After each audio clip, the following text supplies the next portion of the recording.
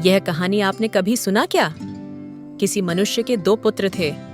उनमें से छुटके ने पिता से कहा कि हे पिता, संपत्ति में से जो भाग मेरा हो वह मुझे दे दीजिए। उसने उनको अपनी संपत्ति बांट दी।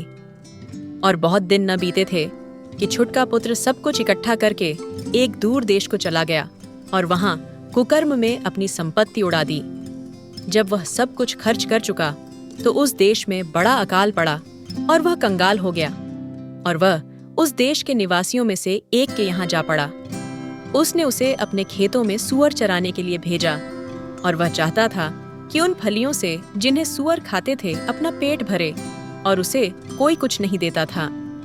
जब वह अपने आपे में आया तब कहने लगा कि मेरे पिता के कितने ही मजदूरों को भोजन से अधिक रोटी मिलती है और मैं यहाँ भूखा मर रहा हूँ।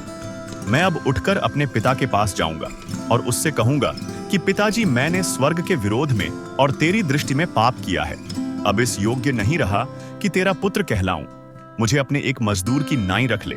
तब वह उठकर अपने पिता के पास चला। वह अभी दूर ही था कि उसके पिता ने उसे देखकर तरस खाया और दौड़कर उसे गले लगाया और बहुत चूमा। पुत्र ने उससे कहा, पिताजी, मैंने स्वर्ग के विरोध में और तेरी दृष्टि में पाप किया है और अब इस योग्य नहीं रहा कि तेरा पुत्र कहलाऊं। परंतु पिता ने अपने दासों से कहा, फट, अच्छे से अच्छा वस्त्र निकालकर उसे पहनाओ और उसके हाथ में अंगूठी और पांवों में जूतियां पहनाओ, क्योंकि मेरा यह पुत्र मर गया था, फिर जी गया है, खो गया था, अब मिल गया है। और वे आनंद करने लगे। इसी रीति से एक मन फिराने वाले पापी के विषय में परमेश्वर के स्वर्ग दूतों के सामने आनंद होता है।